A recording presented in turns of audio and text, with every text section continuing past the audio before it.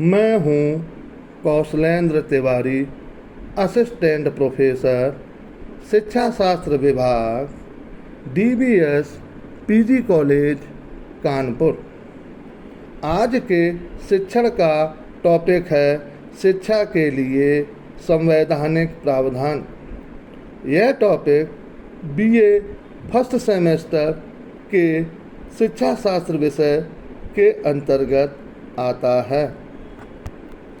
शिक्षा के लिए संवैधानिक प्रावधान।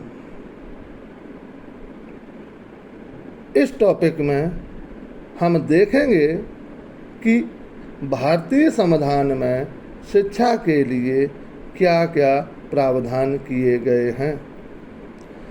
भारतीय संविधान मुख्यतः दो भागों में बांटा जा सकता है: अनुसूचियां और अनुच्छेद। भारतीय मूल संविधान में 8 अनुसूचियां थीं, जिनकी संख्या वर्तमान में बढ़कर 12 हो गई है। इनमें से 7वीं अनुसूची में 3 सूची हैं: संघ सूची, समवर्ती सूची, राज्य सूची। इनमें समवर्ती सूची में 42वें संविधान संशोधन अधिनियम 1976 के द्वारा शिक्षा को जोड़ा गया है। 1976 के पहले शिक्षा राज्य सूची का विषय थी। शिक्षा के समवर्ती सूची में रखने का एक बड़ा लाभ यह हुआ कि अब दोनों ही विधायिकाएं, संघ की व राज्य की, शिक्षा के विकास के लिए कानून बना सकती हैं और शैक्षिक विकास के लिए अपने संसाधनों का प्रयोग कर सकती हैं। अब आते हैं अनुच्छेदों पर।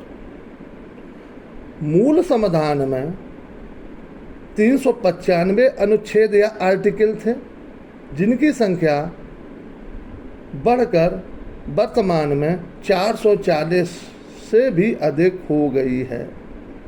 इनमें से हम उन अनुच्छेदों पर प्रकाश डालेंगे जो शिक्षा से संबंधित हैं। सबसे पहले अनुच्छेद 45, जो कि भाग 4 के अंतर्गत आता है। इस अनुच्छेद में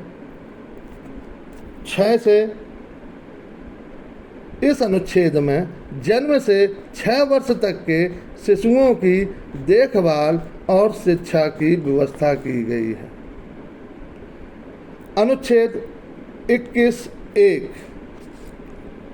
इसे 86वें संविधान संशोधन अधिनियम 2002 के द्वारा संविधान के भाग 3 में जोड़ा गया है।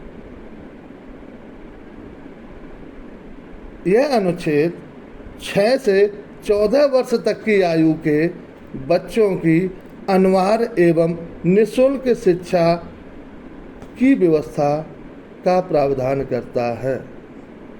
इस संविधान संशोधन द्वारा एक मूल कर्तव्य को भी जोड़ा गया, जिसके तहत प्रत्येक माता पिता व अभिभावक का यह कर्तव्य है कि वह अपने 6 से 14 वर्ष की आयु के बच्चों को शिक्षा के अवसर प्रदान करे।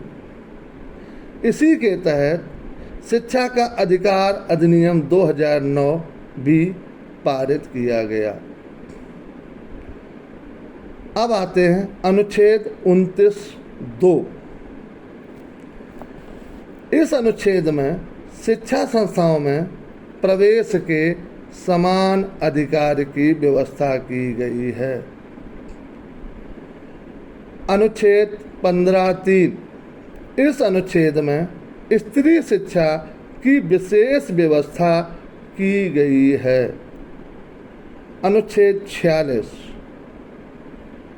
इस अनुच्छेद के अंतर्गत समाज के कमजोर वर्गों जैसे अनुसूचित जाति और अनुसूचित जनजाति के बच्चों की शिक्षा की विशेष व्यवस्था की गई है।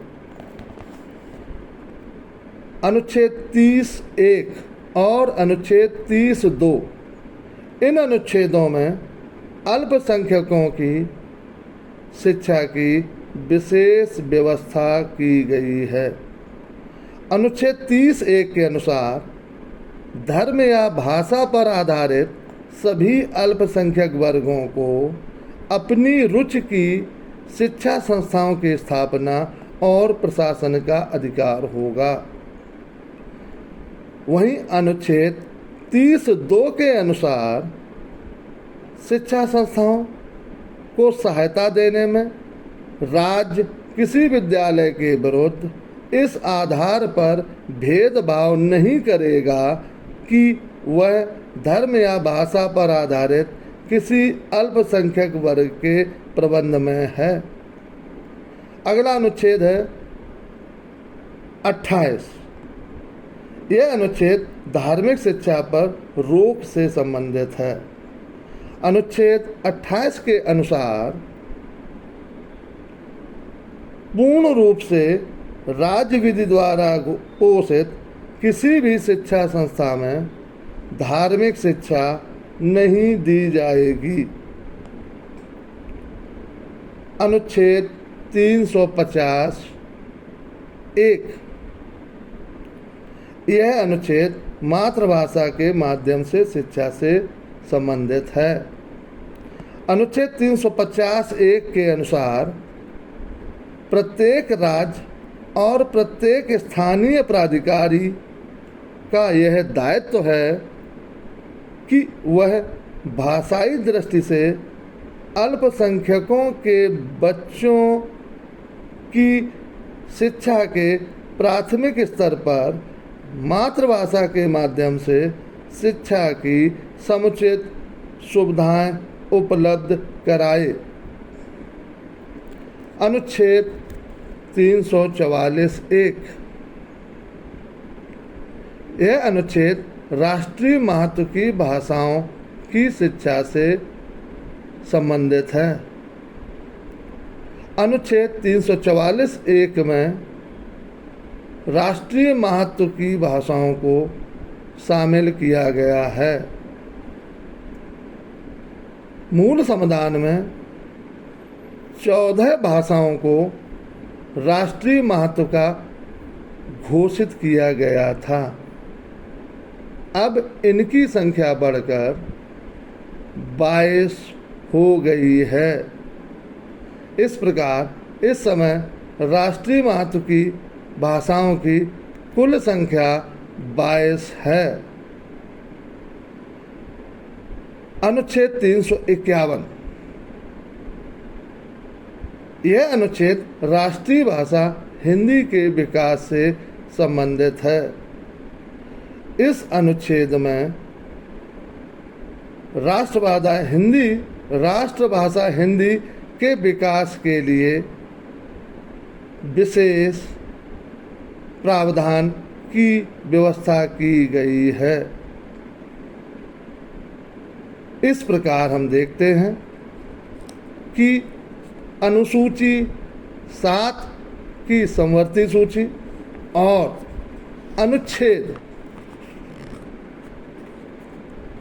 45, अनुच्छेद 21(1), अनुच्छेद 29(2), अनुच्छेद 15(3), अनुच्छेद 46, अनुच्छेद 30(1) व 30(2), अनुच्छेद 350(1), अनुच्छेद 28, अनुच्छेद 344(1) और अनुच्छेद 351 शिक्षा से संबंधित हैं।